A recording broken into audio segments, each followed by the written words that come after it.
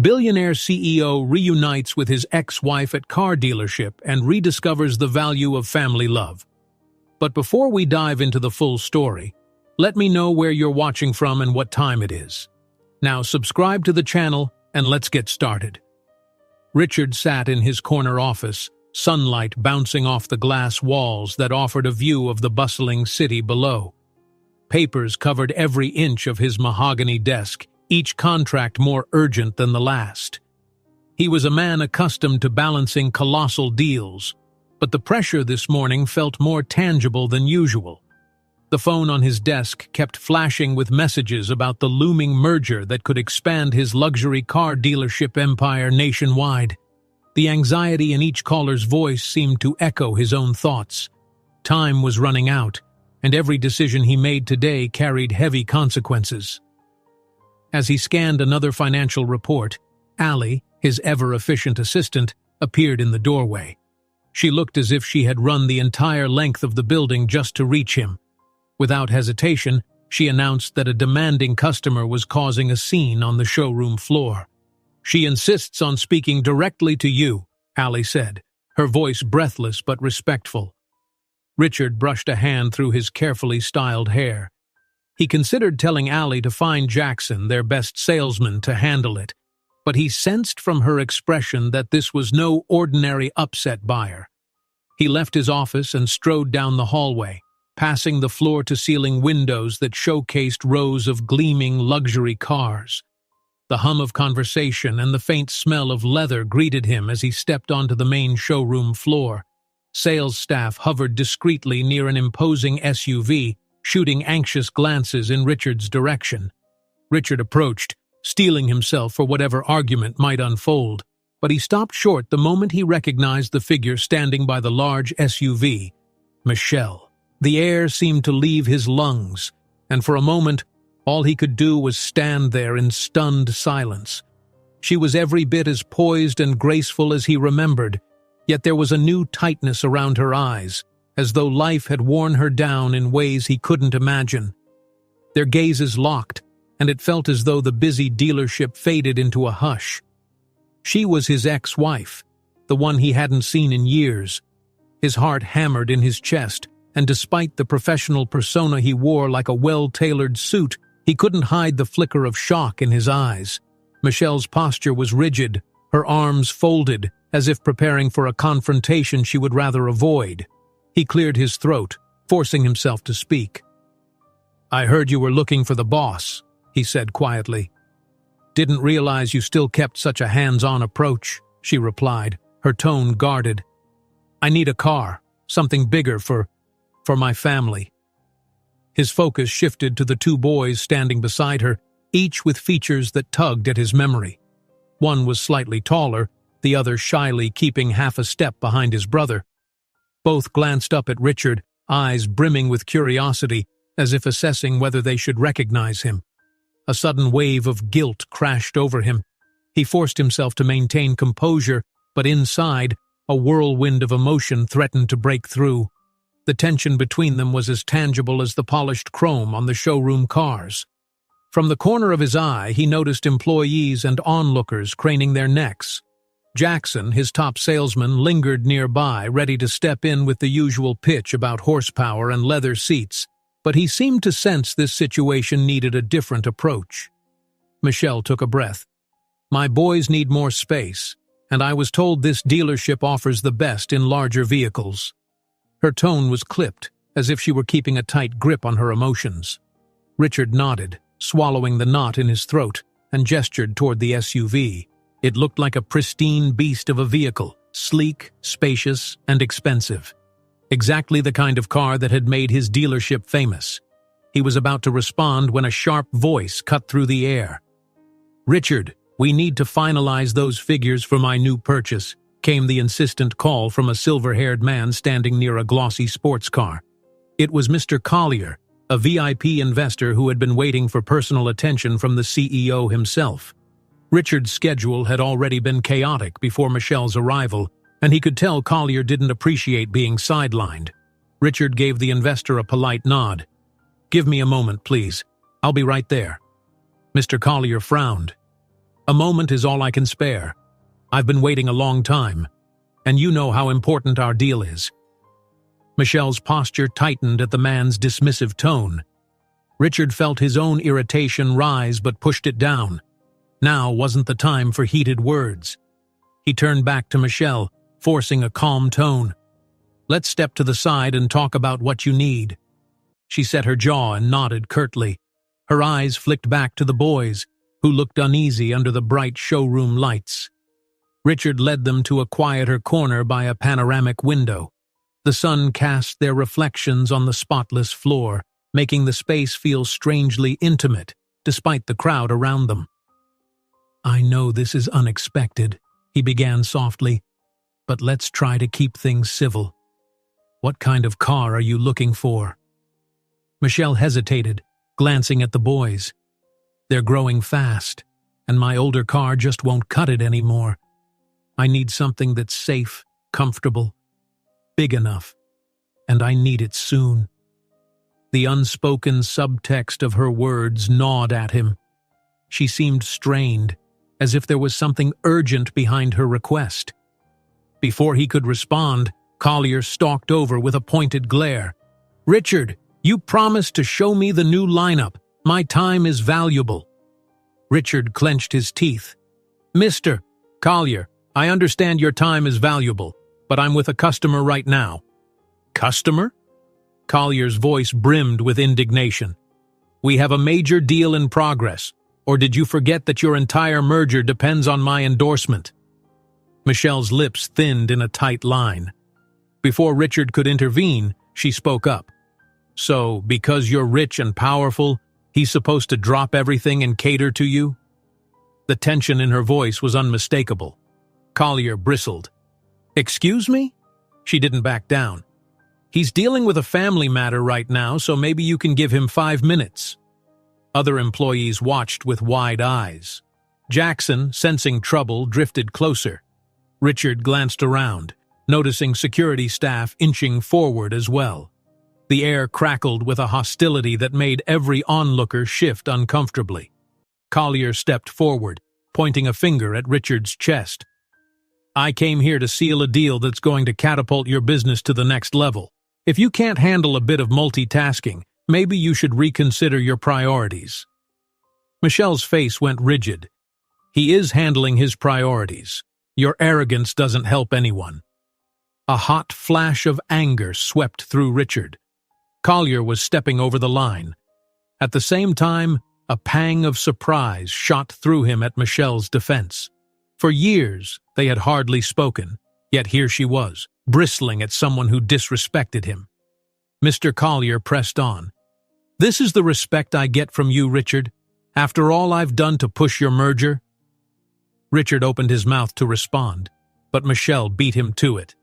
"Are you seriously complaining about respect after barging in like you own the place?" Collier's temper flared.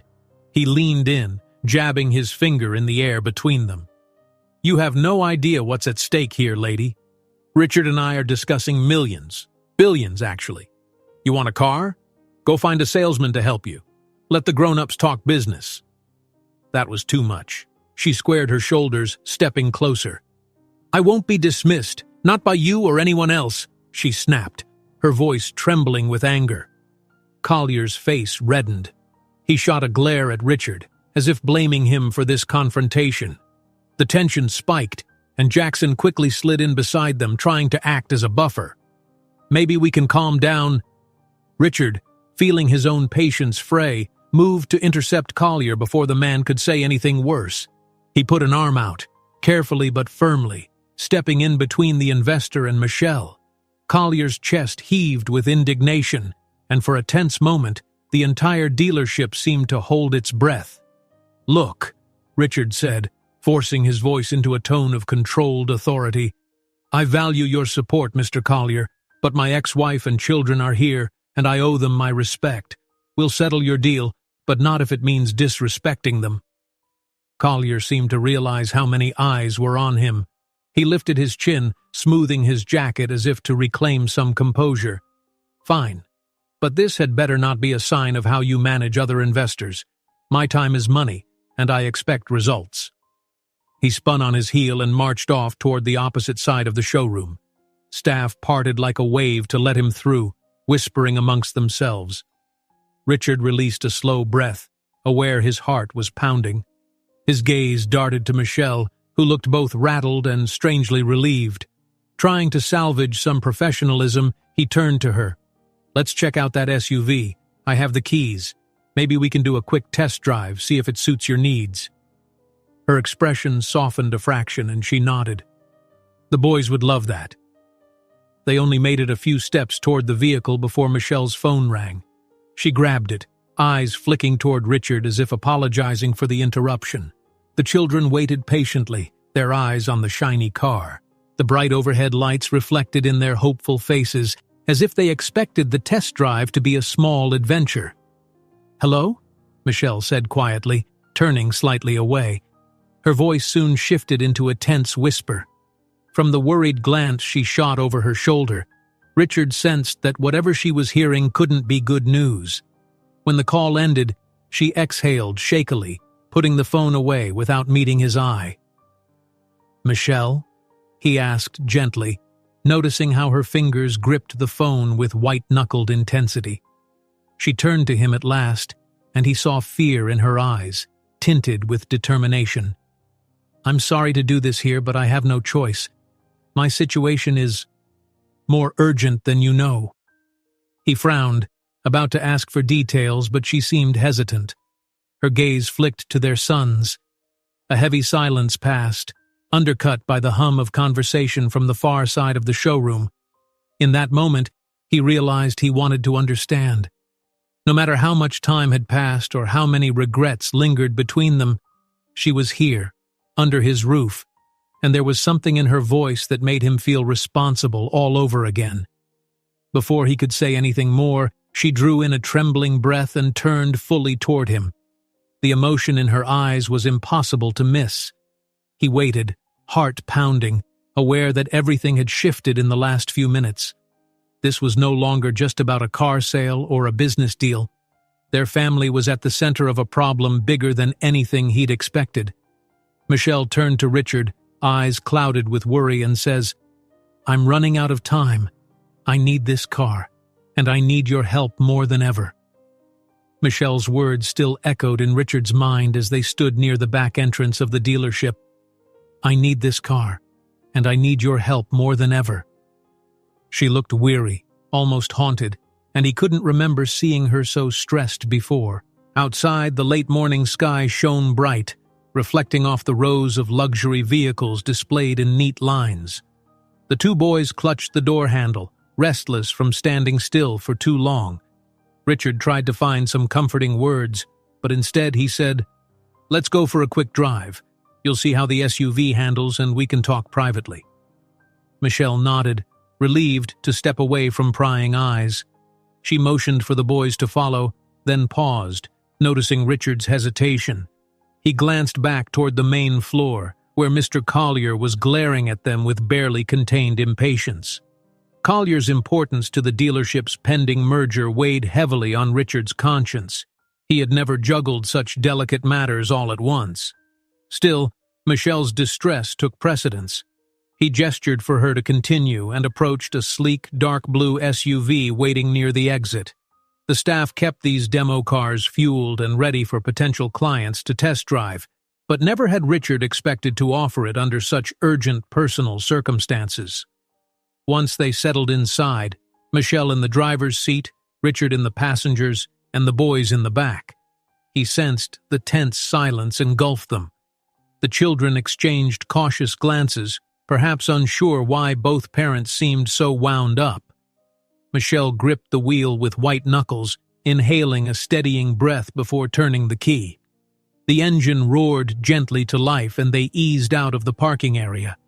The roads around the dealership were wide and well-maintained, a testament to the upscale neighborhood that had boosted Richard's business. Michelle navigated them with rigid focus, occasionally flicking her eyes to the rearview mirror to check on the boys. He waited until the hum of the engine softened the awkwardness. "You said you're in trouble," he ventured. "I need to know exactly what's going on if I'm going to help." She took a moment, as though testing how much to reveal. A small sigh escaped her lips. "I'm behind on my mortgage for starters," she began, voice tight. "Things have been rough.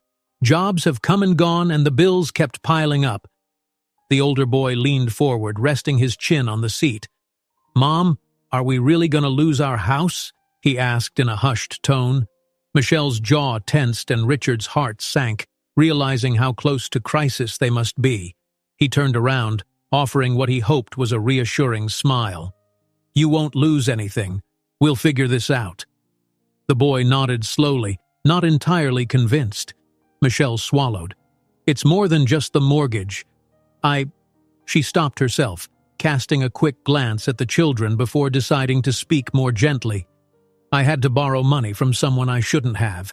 He's got connections. Might even be tied to one of your old rivals." A flicker of recognition sparked in Richard's mind. He'd made plenty of rivals on his climb to the top. One name or another always seemed to surface when trouble brewed. He exhaled. "Tell me more." Michelle drove them into a quieter side street, lined with tall hedges and gated residences. With fewer cars around, she reduced speed. "It started off small," she continued, keeping her voice low so the boys wouldn't catch every detail. "Then the interest ballooned beyond anything I could manage. Now I'm behind on payments, and I'm being threatened. That's why I need the SUV, so we can get around safely. And also, because I might have to leave town fast if things get worse." Richard's chest tightened. Guilt and concern tangled in his thoughts. He blamed himself for being so absent in Michelle's life after the divorce that she would resort to dealing with a loan shark who might be targeting her just to hurt him. "Listen," he said, gently touching her arm. "I'll figure something out. You shouldn't have to run." She lowered her gaze but didn't reply. They turned into an empty parking lot, where new office buildings were still under construction, and Michelle pulled the SUV to a stop. She shifted into park and twisted around to check on the children, who were busy staring out the window at the cranes and half-built structures.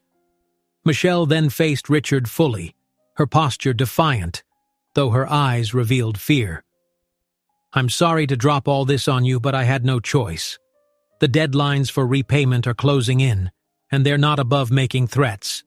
I can't lose my home. I can't risk the boys' safety." He nodded, letting her words sink in.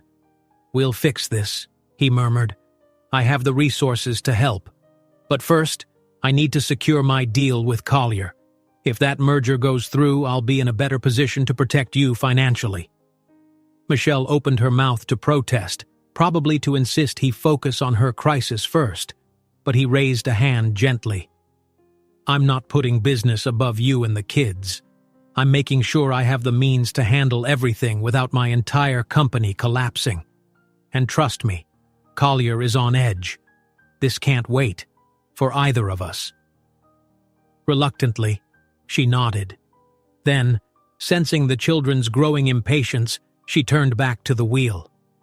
"Let's head back before he starts yelling at your employees." The drive back to the dealership was silent, a swirl of pressing worries filling the SUV. When they arrived, Michelle found a spot near the front entrance. Before they could climb out, Allie appeared on the sidewalk, waving anxiously.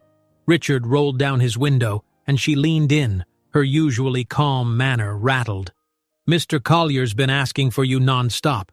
He's threatening to call off his entire investment if you don't meet him in the next 5 minutes." Richard sighed, stepping out of the vehicle. The boys hopped down, fascinated by the luxurious surroundings, far different from what they were used to. Michelle joined them, her posture stiffening again, preparing to face the interior drama. Inside the showroom, Collier stood by a sleek silver coupe, arms crossed. A small entourage of junior investors hovered behind him. The moment Richard approached, Collier's eyes flashed with irritation. "I hope your personal errand is resolved, because I have pressing business to discuss, and you're making me look like an idiot in front of my associates." Richard forced a smile, though tension rippled beneath. "Apologies.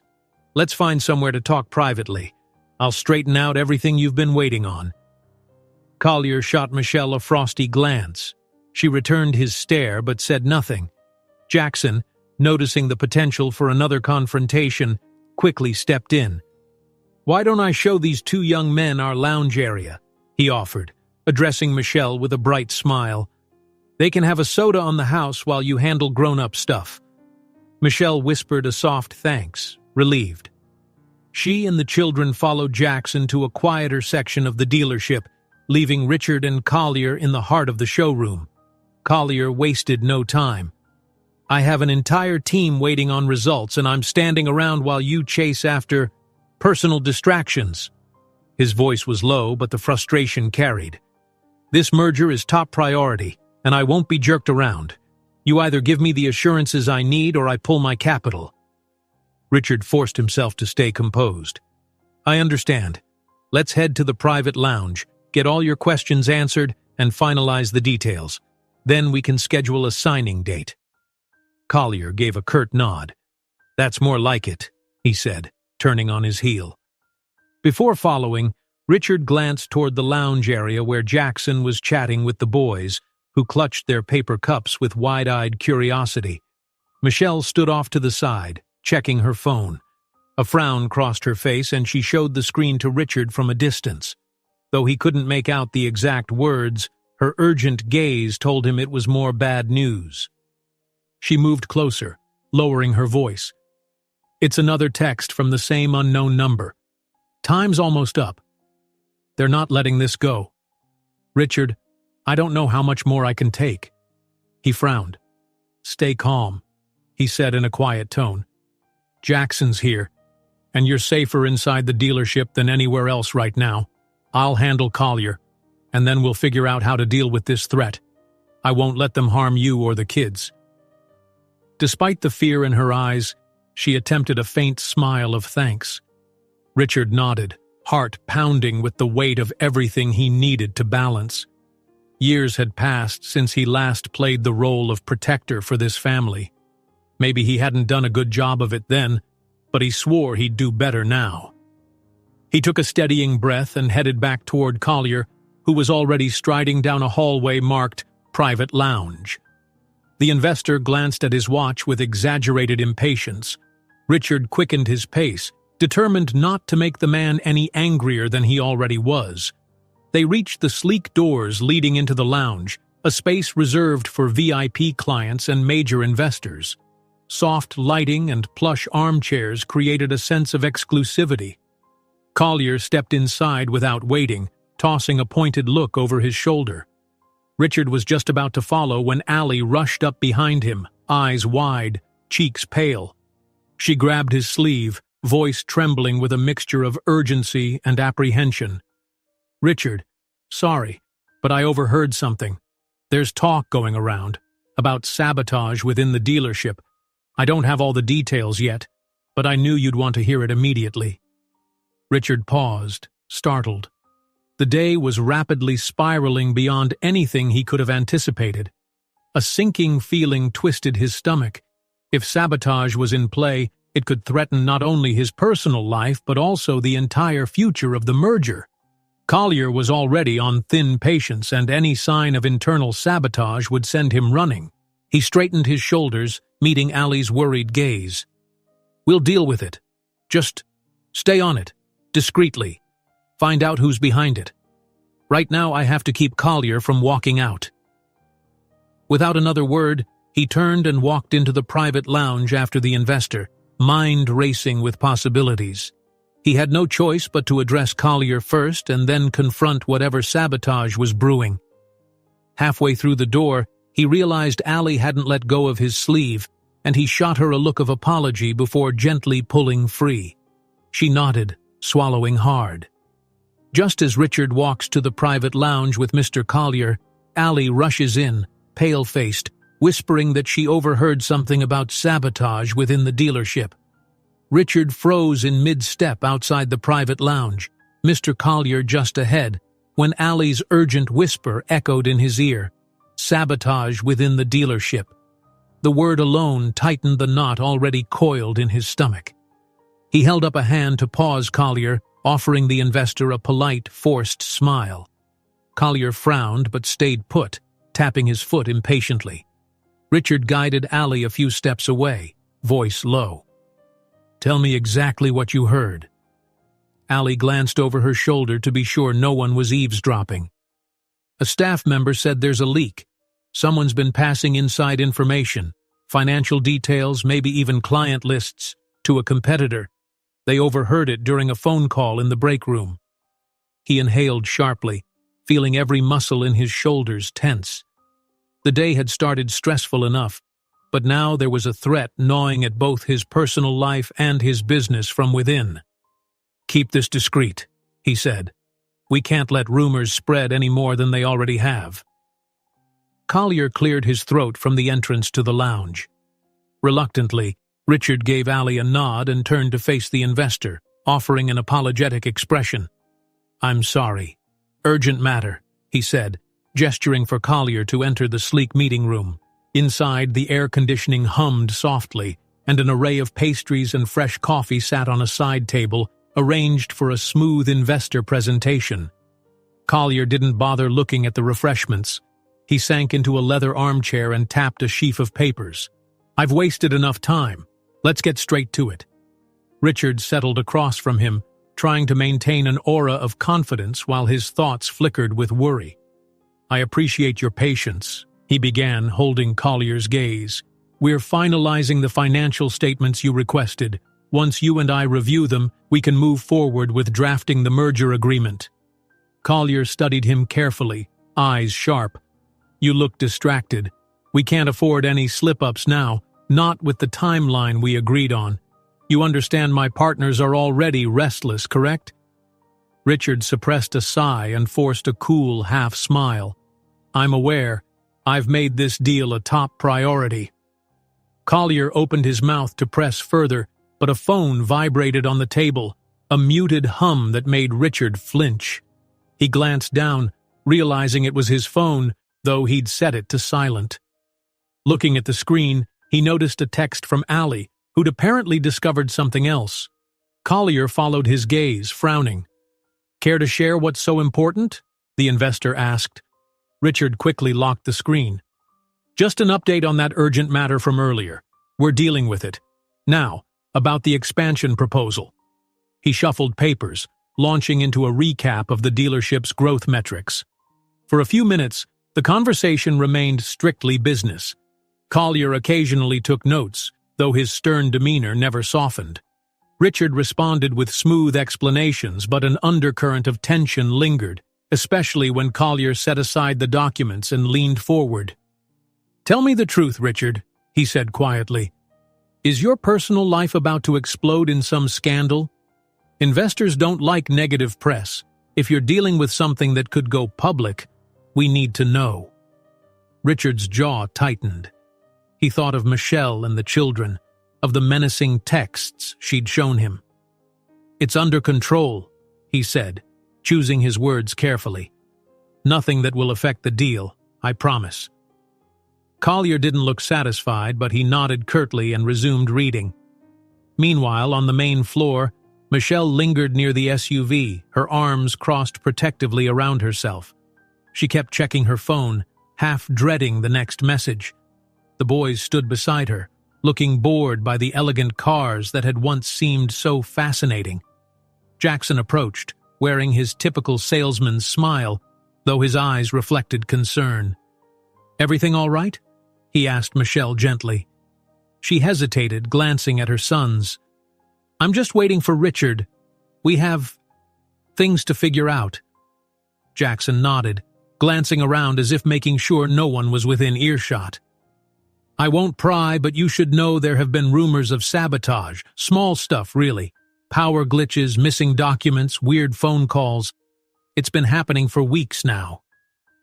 Michelle's heartbeat quickened. The more she heard, the more she suspected that her own troubles and Richard's sabotage problem might be intertwined. Could the same people be pressuring her? If so, it seemed her simple plan of buying a car and escaping quietly had been a naive one. She must have looked pale because Jackson added quickly, "We've got a good security system, and if anyone tries anything, they'll have to go through me first." He said it half-jokingly, but there was real sincerity in his voice. She managed a small nod. "Thanks, Jackson.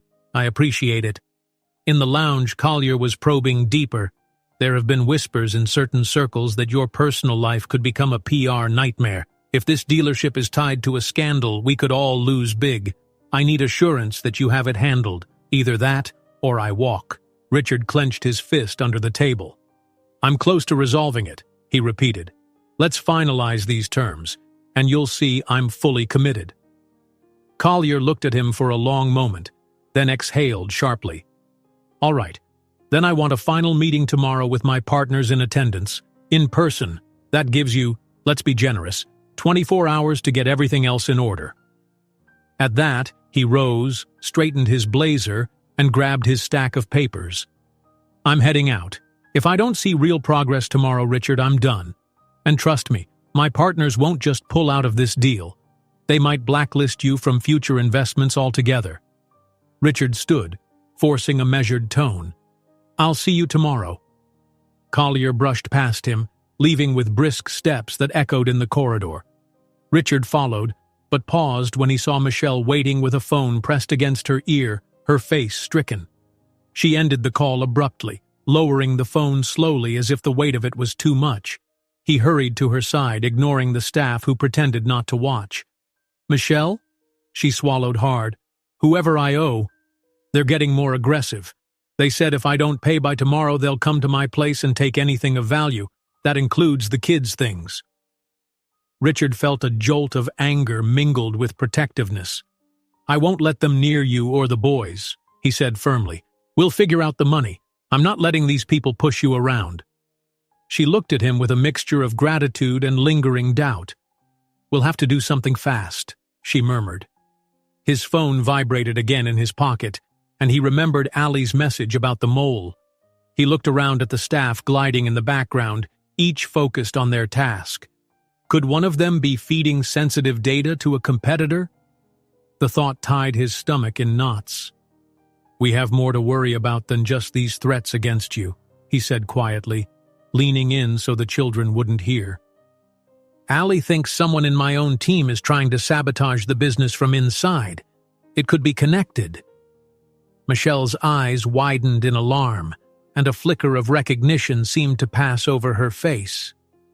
"Could it be the same people who gave me the loan? Maybe they're using me to get at you."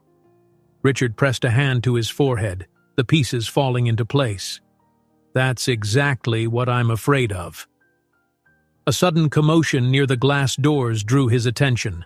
A middle-aged man in a crisp suit strolled in, scanning the dealership floor as though searching for something or someone. His gaze landed on Michelle for a second, and Richard noticed a calculating look before the man turned away and blended into the crowd. Michelle's breath caught. "I've seen him before. At the bank, I think. Or near my neighborhood. I'm not sure, but he looks familiar." Richard followed the man with his eyes, but the stranger disappeared behind a line of gleaming sedans. "Stay close," he warned. "If you see him again, let me know immediately." She reached for her phone again, quickly glancing at a new message that made her face go pale. He leaned in, catching only the words, "tomorrow" and "oh." Before he could ask, Allie approached, tension lining her features. She waited until the children were distracted by a shiny convertible to speak. "I think I found a clue about the mole. It's someone with high-level access to our financial records. I can't prove it yet, but I have a suspicion." Richard nodded grimly, every muscle taut. "Keep digging, discreetly. And if you can, lock down any files that would compromise the merger or expose personal data about Michelle." Allie walked off quickly, leaving Richard and Michelle alone once more. They stepped back from the main cluster of employees, words soft so the boys wouldn't panic. He placed a hand lightly on her shoulder. "I promise you, I'll protect you and the kids." She blinked back tears, then looked at her phone again as it lit up with another notification. The screen turned her expression from sorrow to alarm. Richard steadied himself. "What is it?" Michelle clutched her phone, reading a dire text.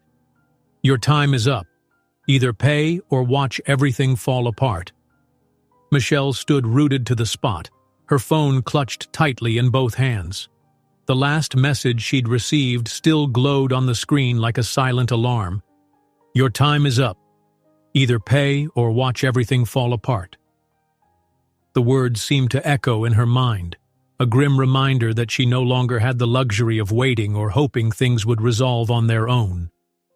Across the polished floor of the dealership, the employees continued their routine, but the entire place felt charged with an undercurrent of unease. Richard stepped close, careful not to startle her. His heart pounded at the sight of Michelle's pale face and trembling fingers. "I'm here," he said, keeping his voice low. "We'll figure this out. You're not alone." She blinked, snapping back to the moment. "They aren't bluffing this time," she whispered. "We're in over our heads." Before Richard could reply, Allie approached, looking even more nervous than before. Her gaze darted around, making sure no one else was listening. "Richard, I just got wind of another issue. Our system had a strange power surge in the finance office. The computers went down for 10 minutes and some records disappeared." She paused. "It's possible someone is deliberately wiping data." Michelle tensed. She and Richard had already suspected sabotage was being used to put pressure on him and perhaps force her into a corner. Now it was happening in real time. "This can't be a coincidence," she said, slipping her phone into her purse. "I'm certain the people threatening me are connected to whoever's sabotaging the dealership." Allie's anxious eyes flicked between them. "What do we do?" Richard exhaled slowly, forcing himself to think clearly. "First, we lock down the key files and see if any backups exist. Next, we keep an eye on everyone: customers, staff, deliveries. If there's a mole inside, we can't let them keep feeding information to our enemies." He wanted to offer reassurance, but the words tasted hollow. Allie nodded and hurried off, leaving Michelle and Richard alone again. The neon lighting from the car displays reflected off the polished tiles, casting a glossy sheen that felt at odds with the tension in the air. Nearby, the boys lingered by a display of luxurious sedans, occasionally glancing over with concerned expressions. Michelle hurried to them, resting a gentle hand on each shoulder. "We're going to a quiet corner, okay?" she murmured, guiding them away from the bustle. Richard followed, scanning the faces around the dealership for anyone suspicious. He kept recalling the well-dressed stranger who had appeared earlier. If that man was part of this conspiracy, there was no telling what might happen next. They found a relatively calm spot near the rear offices. A wide window looked out onto the service area where mechanics worked on expensive engines behind glass partitions. Michelle ushered the boys onto a small couch intended for waiting clients, whispering a quick reassurance that they'd head home soon. Each child nodded, though their eyes were full of uncertainty. As she stood, Michelle locked her gaze on Richard. "You said it yourself. This goes deeper than I realized," she said, her voice barely above a whisper. "They're targeting you too. I might have led them straight here." He rested a hand on her arm, the old familiarity between them surfacing despite the years apart. "Don't blame yourself. They want to exploit any weakness that can be used against me. We'll show them we won't fold." He tried for a confident smile, but his worries surged at the thought of how vulnerable they all were. Michelle took a shaky breath. "There's a man, Victor Morales, who's been linked to some questionable loans. I've heard his name mentioned more than once. It could be him who's after me, or maybe someone he hired. If it's truly him, he's known for pulling dirty tricks to ruin people's lives. You must have some history with him, right?" Richard recalled the name with a jolt of recognition. Years ago, he'd parted ways with Morales, who had once been interested in investing in the dealership. Their negotiations had fallen apart amid allegations that Morales's funds were anything but clean. Richard had walked away from the prospect, suspecting the man was involved in predatory lending and possibly worse. He gritted his teeth. "It's not just history, it's bad blood." Michelle tensed. "So he's using me as a pawn to get back at you. That means the sabotage, the threats. They might be orchestrated by him. Richard's frustration flared, accompanied by a fierce determination. Then we'll expose him. But first, I need to keep Collier happy enough to finalize the merger. That'll give me the financial muscle to protect you and the boys, as well as counter any moves Morales makes. Michelle hesitated, chewing her lower lip. If we wait too long, it could be too late, she whispered. I'm worried about losing the house, about them showing up at our door. He steadied her with a gentle look. I won't let that happen, I promise. Let me think of a plan. Before he could elaborate, a sudden commotion erupted near the main entrance. A panicked cry from one of the service technicians echoed across the showroom, drawing everyone's attention. Allie ran over to see what was happening, and Richard slipped his phone into his pocket, motioning for Michelle and the children to stay put. He raced toward the entrance, weaving through onlookers. There, he found the same unknown man from earlier, the one in the crisp suit who'd been lurking around. The man was now in a heated argument with a security guard, both men speaking in terse undertones that occasionally flared into raised voices. Richard stepped in, his posture commanding. Is there a problem here? The stranger gave him a once-over, a thin sneer playing at the corner of his mouth. Just trying to do some business, he said. Your guard here won't let me pass. The security guard looked relieved to see Richard. He has no appointment and can't provide a reason for being back here. He keeps demanding to speak to certain employees but won't say which ones. You must be Richard, the stranger said smoothly, ignoring the guard's explanation. I've heard about you. Richard's nerves tightened like a drawn bowstring. Then you know this is private property. State your business or leave. A dangerous glint flickered in the man's eyes, but he forced a smile. Apologies. I may have gotten lost.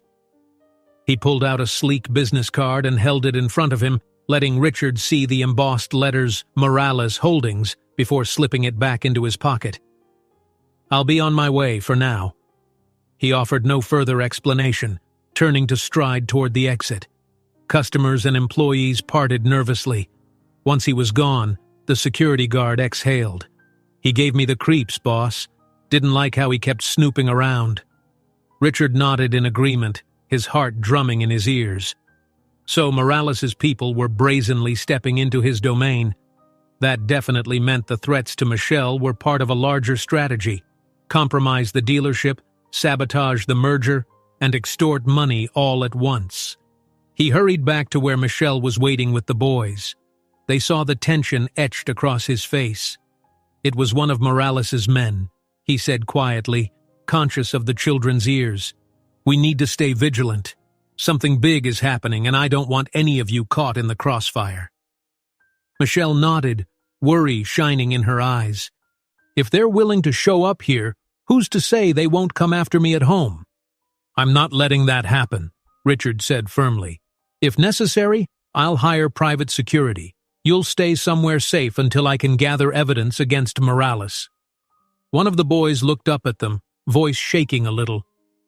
Are we in danger, Mom? Michelle bent down, smoothing a hand over his hair. We're going to be okay, she said softly, though her gaze flicked anxiously to Richard.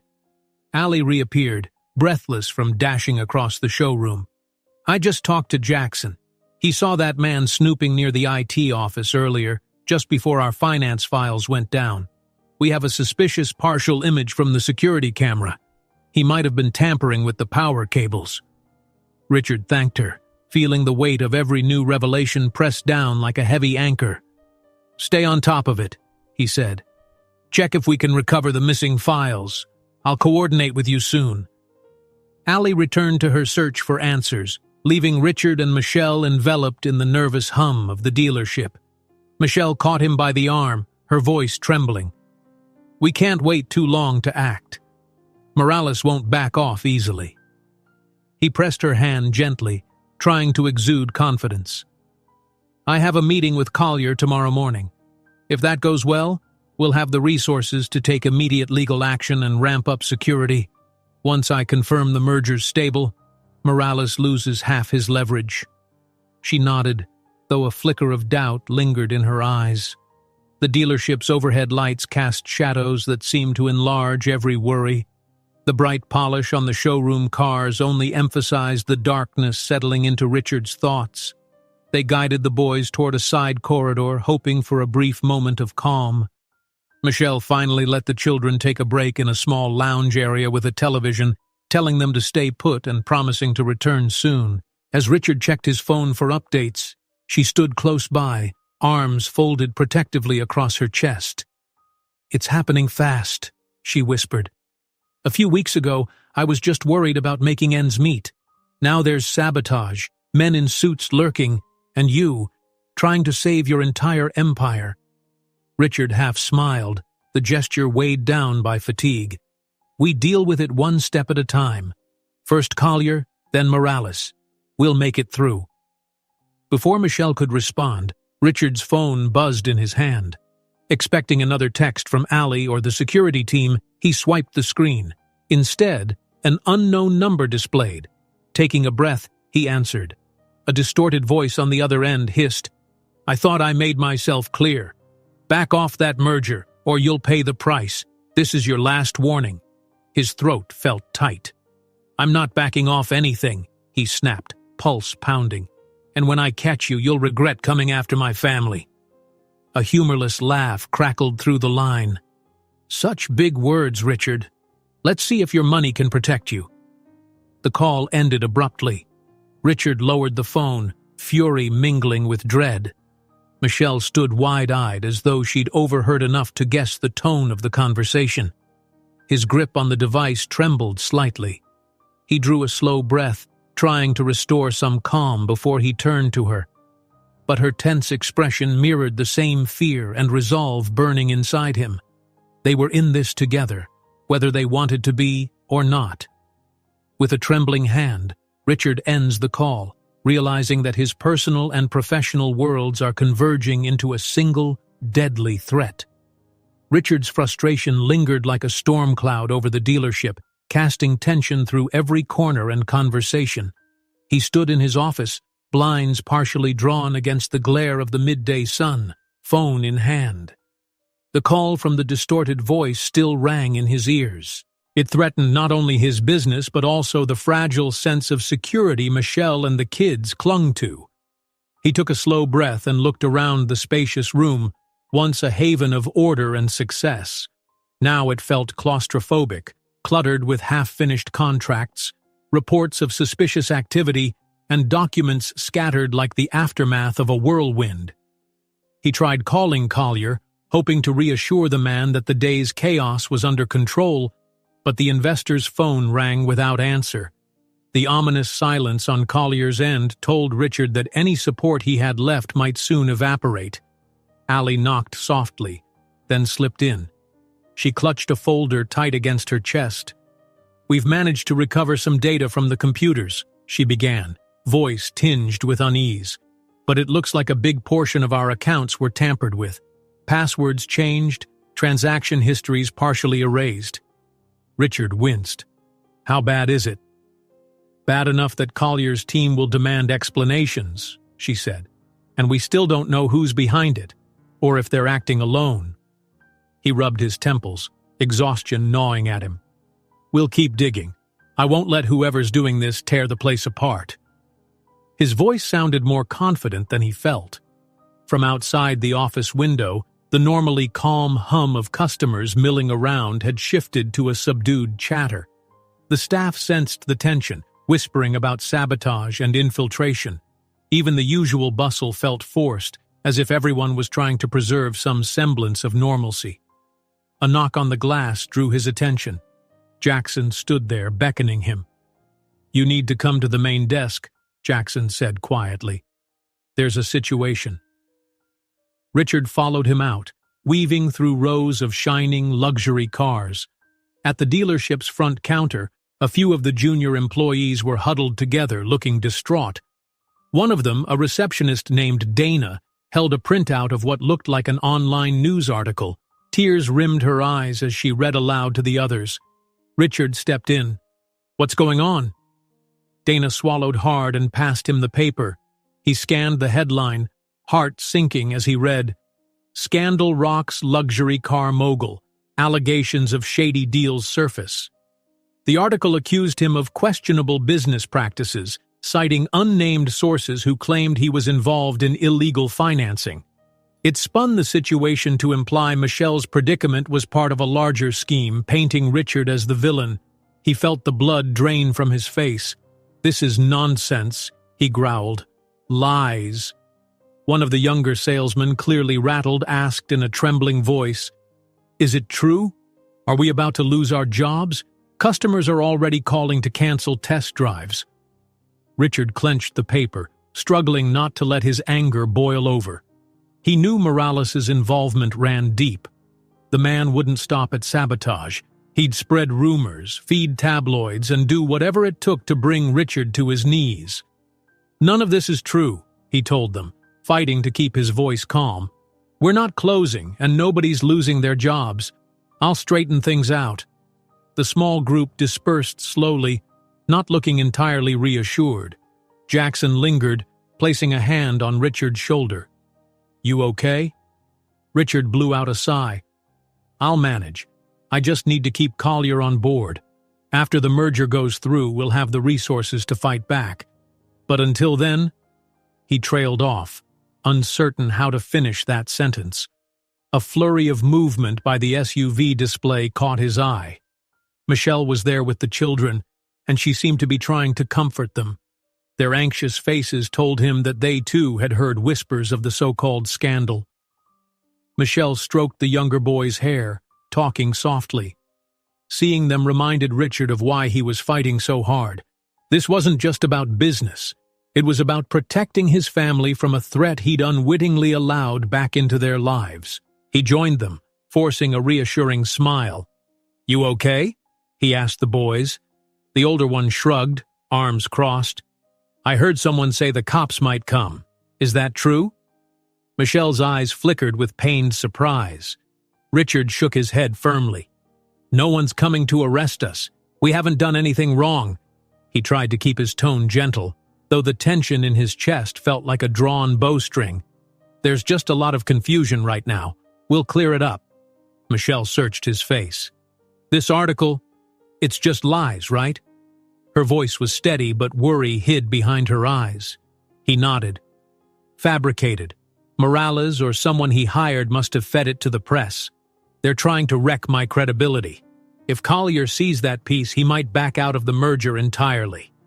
Her lips pressed into a thin line. "I can't believe I walked into this without realizing I'd be leading them straight to you." He gently touched her elbow. "Don't blame yourself. Morales is the one pulling the strings." Before she could respond, a loud crash reverberated from somewhere near the offices in the back. Startled, Michelle crouched protectively over the kids. Richard spun around, scanning for the source of the noise. An employee in a wrinkled uniform came jogging forward, sweat beading on his forehead. "Someone's rummaging through the storage room," he shouted. "They knocked over a shelf. I tried to stop them, but they ran off through the employee exit." Richard rushed past the onlookers, weaving through staff desks and piles of promotional materials. The air smelled of spilled coffee from the fallen shelf. By the time he reached the back corridor, the door was propped open, letting in a rush of outside air. He peered into the alley beyond, but whoever was there had vanished.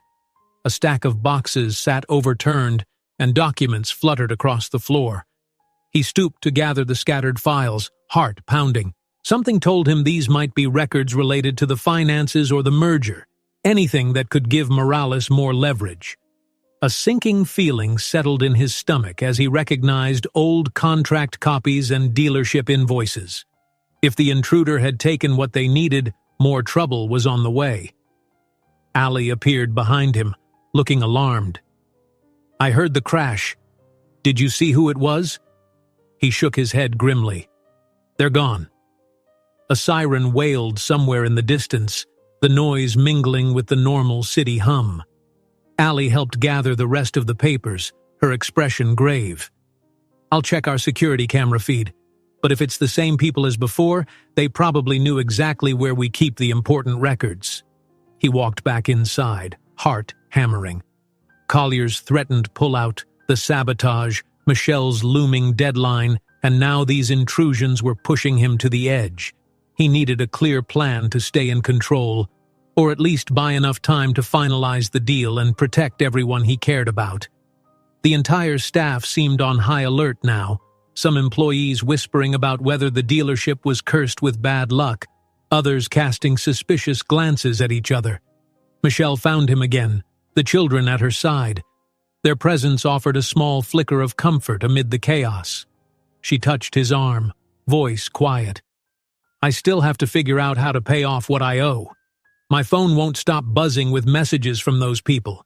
They want money, or else we can't wait forever." He nodded, sorrow creeping into his eyes. "I know. The moment this merger is secure, I'll have the money and resources to put a stop to it all. I just need Collier to trust me a little longer." Michelle looked over at the children who clung to each other, trying to appear brave.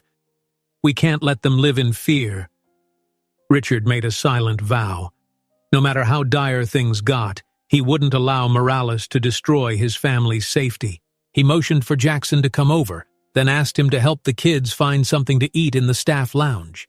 Michelle hesitated, but eventually agreed, wanting the boys out of earshot of any further shocks. Once they were gone, Allie returned, phone clutched tightly. She spoke in hushed tones.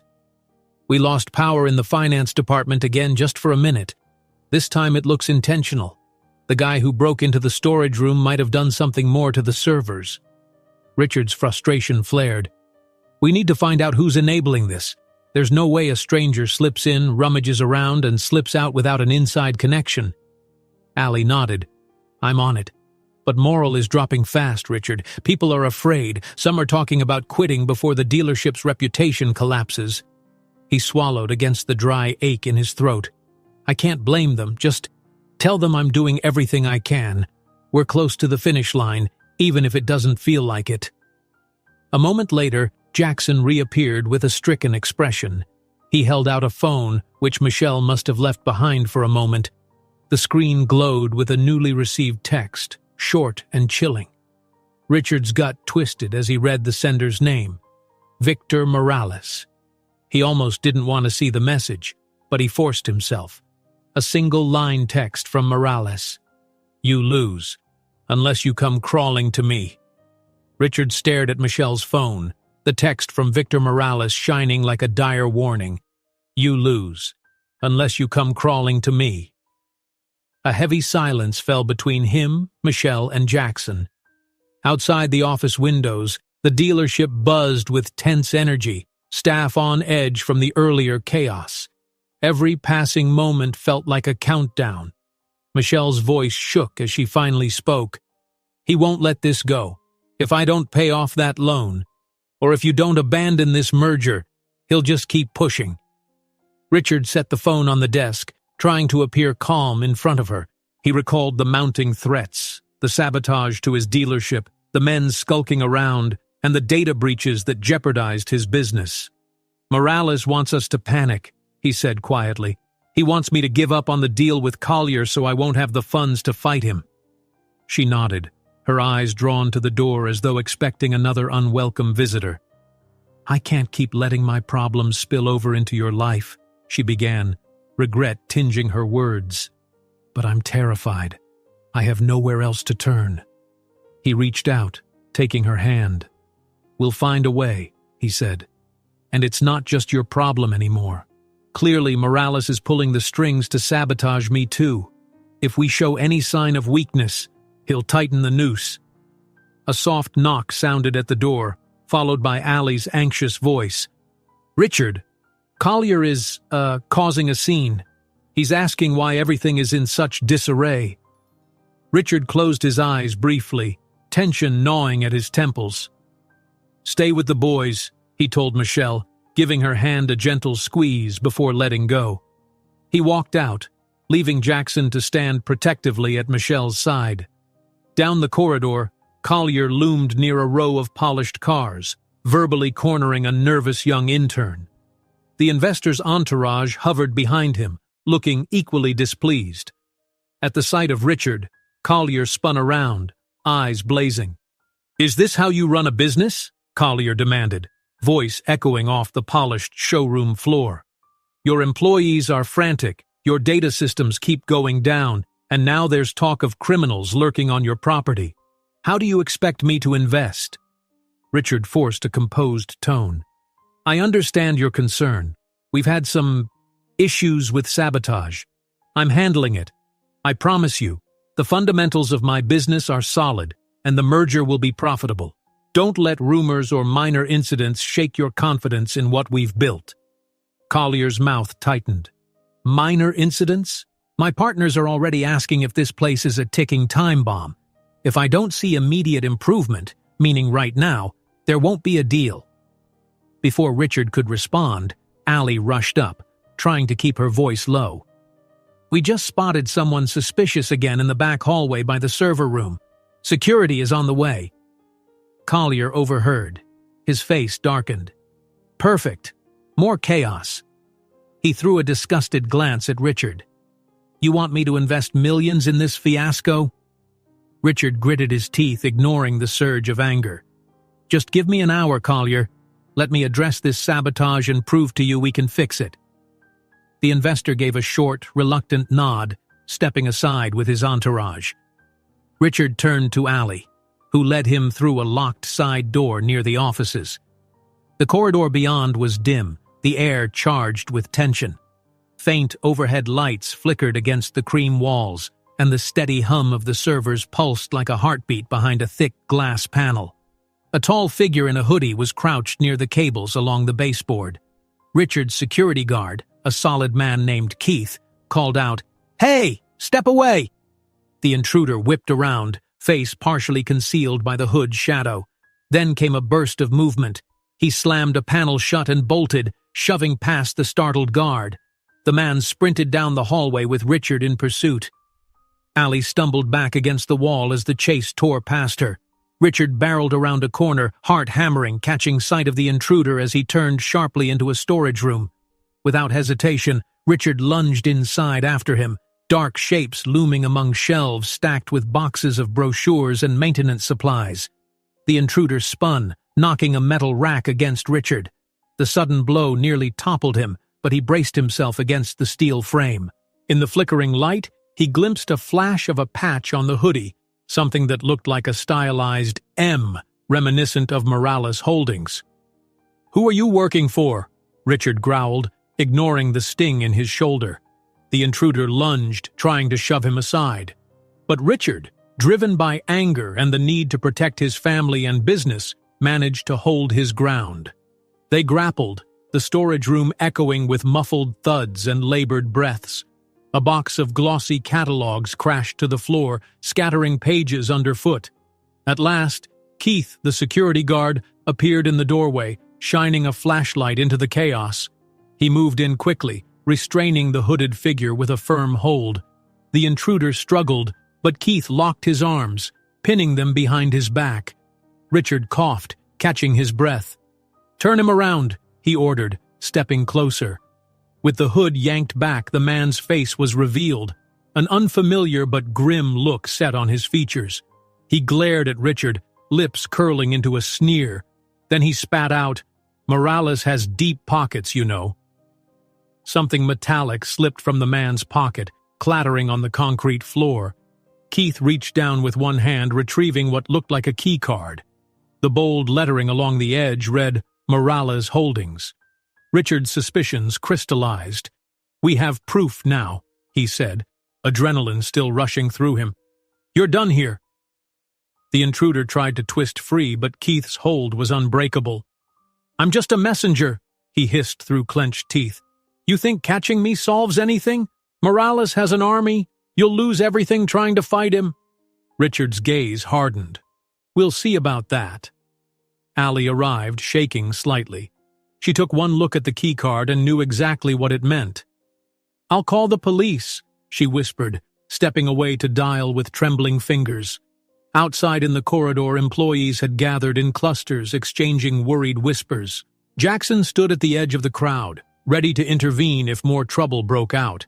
Michelle and the kids were nowhere in sight, likely still in the private lounge or safe room which Richard hoped was secure. Guided by Keith, the intruder was led away, cursing under his breath. Richard followed, ignoring the burning ache in his shoulder. His mind raced with questions.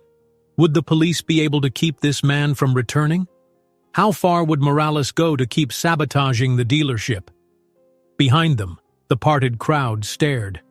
Collier and his entourage watched with grim faces. This kind of spectacle was the last thing an investor wanted to see. Richard caught Collier's eye across the room, but Collier's expression was indecipherable. Silently, they waited until the authorities arrived. 2 uniformed officers took statements, examining the keycard. The intruder maintained his sullen silence, only muttering a few barbed comments about how a bigger plan was underway. The police escorted him out, leaving behind a swirl of tension and anxious staff. As soon as the door closed on that scene, Collier marched up to Richard. "You expect me to stay in business with you after this fiasco?" he demanded. "Your dealership has turned into a war zone." Richard kept his voice steady. "We have evidence tying Morales to the sabotage now. The police will investigate, and once he's caught, we can move forward, stronger than ever." Collier shook his head in disbelief. "This doesn't inspire confidence. My partners will not like hearing about a brawl in your storage room." Richard tried to keep his patience, but the frustration simmered. "I know how it looks. But this is precisely why I need the merger. With more resources, I can secure the dealership properly, fend off Morales, and guarantee our success. None of what happened today changes the fact that we have a valuable brand, one you were excited to invest in just days ago." Collier sighed, casting a glance around the unsettled crowd. "I've seen enough for today. I'll speak with my partners, but don't expect them to be enthusiastic." He and his entourage departed, leaving a hollow feeling in Richard's chest. The staff began dispersing, returning to their stations with shaken nerves. Michelle emerged from a side hallway, relief flooding her features as she spotted Richard standing safely. The children stayed close behind her, looking wary. Richard approached them, scanning their faces. "Are you all right?" he asked softly. Michelle nodded. "What about you? I heard there was a fight." He rubbed his sore shoulder and forced a half smile. "I'm fine. We caught someone working for Morales. The police have him now." She looked at him with a mix of concern and admiration. "I'm sorry this is happening. I never wanted to drag you into such a mess." His expression softened. "Don't you see? We're in it together. Morales is targeting both of us, and I'm not going to let him win." Michelle's eyes shone with gratitude, though fear still lingered beneath. He noticed how the children clung to her, silent questions in their eyes. His resolve hardened. He wouldn't let them live under threats and intimidation any longer. Suddenly, the overhead lights flickered ominously, drawing gasps from the staff. An uneasy hush filled the space. It lasted only a second, but that second felt far too long. In the next breath, Richard's phone vibrated with a new notification. He glanced down to see an email flashing on the screen, its subject line a grim echo of the text messages that had been haunting them. He opened it and read the single sentence. "Next time, you won't see us coming." The email's warning, "Next time, you won't see us coming," stuck in Richard's mind like a stubborn splinter.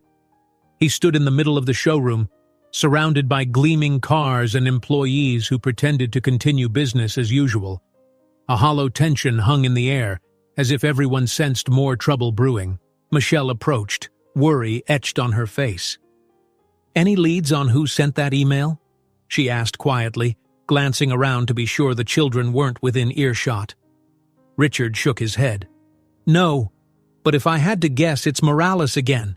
He keeps ramping up the pressure, pushing me to cancel the merger and pushing you closer to the edge with your debt." His eyes flicked to the tinted windows at the front of the dealership, half expecting to see a lurking silhouette. She sighed. "I can't believe we're back here, entangled in all of this. After the divorce, I thought we'd gone our separate ways for good." Their gazes met in a brief moment of shared regret. They'd built separate lives, but now the past, along with Morales, had slammed them back together. As if sensing the heightened emotions, Allie approached, her voice barely above a whisper. "Richard, can I have a moment? I've got something about Michelle's loan situation." Michelle's shoulders went tense, but she followed them to a quieter corner of the main floor where the dealership's large SUV models were displayed. Allie opened a folder revealing documents marked with red annotations. "Jackson and I have been combing through the loan papers you provided.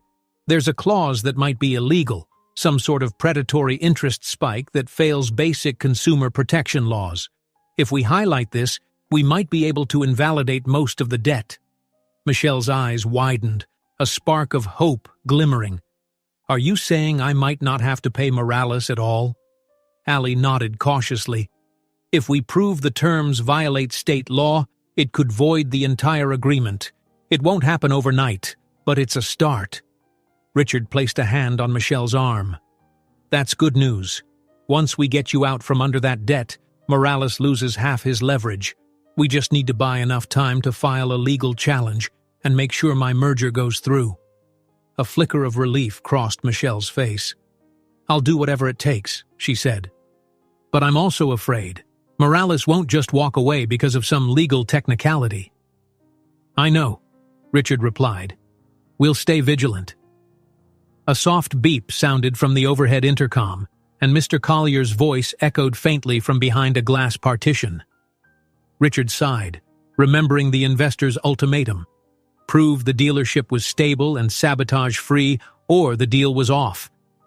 It felt impossible to convince Collier of anything at this point, but he had no choice but to try.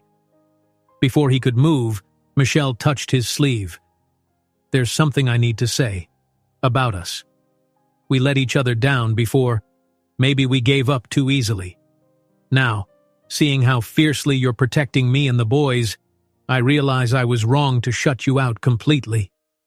He swallowed, heart heavy with memories. "I blamed myself for walking away from the marriage, chasing business expansions across the country. I thought I was doing it for us, but I never looked back to see if you felt supported." She nodded, tears threatening but not quite spilling. "Maybe we were both too stubborn to fix it back then." A hush settled between them. It wasn't a grand reconciliation, but the warmth in that moment felt real, like a door cracked open after years of cold distance. Then Jackson appeared, clearing his throat apologetically. "Hate to interrupt, but Collier is in your office pacing. He says he's got to leave in 15 minutes unless you can show him some big progress on this sabotage mess." Richard reluctantly tore himself away from Michelle and followed Jackson to the back hallway leading to his office. There, Collier stood by the window, arms folded, watching the busy street outside. When he spun around, his expression was grim. "I assume you have good news about the break-ins, the sabotage, and the dozen other crises plaguing this place?" Richard closed the office door behind him. "We caught one intruder, and the police have him in custody. It's just a matter of time before they trace the chain back to Morales." "That might help your legal case," Collier retorted. "But you need to reassure my partners that your dealership isn't on the verge of collapse." Richard took a slow breath. "The fundamentals are strong.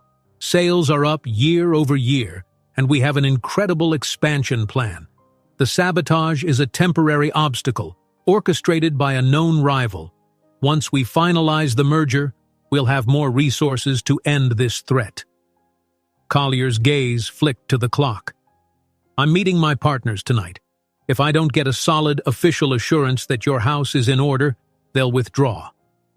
Give me a chance to finalize the paperwork. We can schedule a signing date as early as next week." Richard forced confidence into his voice. Collier studied him for a long moment. "Fine. One more shot. But if something else goes wrong, anything at all, I'm pulling out." He stabbed a finger at Richard. "I won't tie my name to public scandal or unending drama." He brushed past, leaving the office with brisk steps. Richard could practically feel the tension radiating off him. Once alone, he leaned against his desk exhaling shakily. Time was running out to prove to Collier that the dealership wasn't imploding. As if on cue, Allie darted in, phone in hand. "Richard, you need to hear this." She clicked on a recorded voicemail, a distorted voice, much like the threatening calls before. It hissed, "I see you're still clinging to false hope. You won't outsmart Morales. Walk away, or you'll watch everything fall apart." Richard cursed under his breath. "Have you traced it?" Allie's shoulders sagged. "No. Burners, scrambled IP addresses. These people know how to cover their tracks." He sank into his chair. "Okay, keep the evidence for the police." Allie nodded and hurried off. Alone for a second, Richard stared at the walls of his office, the usually comforting space now bearing the weight of a looming disaster. He had always thrived under pressure, but this was unlike anything he'd faced. Morales wasn't just after money, he wanted total destruction. At a tap on the door, Michelle appeared, carefully looking in. "Mind if we talk? The kids are in the lounge with Jackson. He's showing them those arcade games you installed last year." Richard forced a tired smile. "Sure, come in." She sat across from him, hands locked together. "Jackson mentioned a data backup. He said you're trying to secure all the dealership's records in case Morales tries to erase or corrupt them again?" He nodded. "Yeah, we're storing it off-site now, plus a couple of cloud solutions. If Morales tries to cripple us by wiping our systems, we'll recover in no time." Michelle eased back in the chair, relief flickering across her face. "At least that's one less thing to worry about." Richard rubbed the bridge of his nose, exhaustion evident. "Still, staff morale is low. People are scared. We had a meeting earlier and half of them think the dealership could close if the merger collapses." Michelle leaned forward. "I get that. Maybe I could help. I used to handle communications at my old job. I can talk to them. Let them know you're fighting for everyone's livelihoods. It might calm fears." He studied her, seeing a strength that reminded him of why he'd fallen for her in the first place. "You'd do that?" She offered a small smile. "I want to do something useful. The kids can't see me like this, paralyzed with fear." He nodded gratefully, and they shared a fleeting moment of connection. Then his phone vibrated on the desk, a text from an unknown number. Michelle's shoulders tensed as he picked it up. She recognized that look in his eyes when he read something troubling. "What is it?" she asked softly. Richard swallowed hard. "Morales' next move, apparently. He's threatening a bigger, more violent approach if we don't cave." His jaw tightened. "He wants both of us broken, financially and mentally." Michelle's face paled. "We can't let him do this. We need a plan. Together." He stood, phone still in hand. "I'm done reacting to Morales. We go on the offensive. We'll gather evidence, contact the authorities, and use every legal channel to nail him for predatory lending and sabotage." She rose as well, matching his determined posture. "I'm with you," she said, voice steady. "I won't let him terrorize us anymore." Before they could outline the next steps, one of the junior assistants burst into the office, panting from a dead sprint down the corridor. Eyes wide, she gasped, "Richard! Michelle! He's here! Victor Morales himself just arrived in the dealership lobby!" Victor Morales stood in the middle of the dealership lobby, smoothing the lapel of his tailored suit as if he owned the place. Even from a distance, Richard could see the smug confidence radiating from the man's posture. Customers and staff alike gave him a wide berth, sensing the tension in the air. A security guard hovered nearby, unsure whether to intervene. Michelle stood beside Richard, shoulders squared. She recognized Morales' face from old photos and her own recent nightmares. This was the man who had tormented her with threats, the one pulling strings behind the scenes. She clenched her jaw, bracing herself. With long strides, Richard approached, determined not to show fear. "Morales," he said, voice taut, "you've got some nerve showing up here." Morales offered a thin smile. "Why shouldn't I visit a place I'm about to acquire?" He glanced around, tapping a polished shoe against the tiled floor. "Lovely spot. Must cost a fortune to maintain these high-end cars and fancy decor. A hush fell over the showroom as employees watched from behind desks and vehicle displays. Michelle felt the weight of everyone's eyes, but she refused to shrink away. She stepped forward. "You're not acquiring anything," she said. "We're on to your predatory loan schemes. I've already filed a complaint about the illegal terms. Soon the courts will—" "Will what?" Morales interrupted, voice dripping with dismissive confidence. "Your complaint is worthless. I have more money and better lawyers than you could ever dream of." His gaze slid to Richard. "She's in deep with me, and so are you, in a different way. You want to finalize that merger? Good luck, once I spread more of my evidence that you're tangled in scandal." Jackson sidled closer, worried lines etched on his brow. Allie was not far behind, her phone ready to call the police if things escalated. A few steps away, Mr. Collier stood with crossed arms, his expression grim. Richard glanced at the investor, then back at Morales. "You're here to make a scene so Collier pulls out of the deal, right?" Morales chuckled.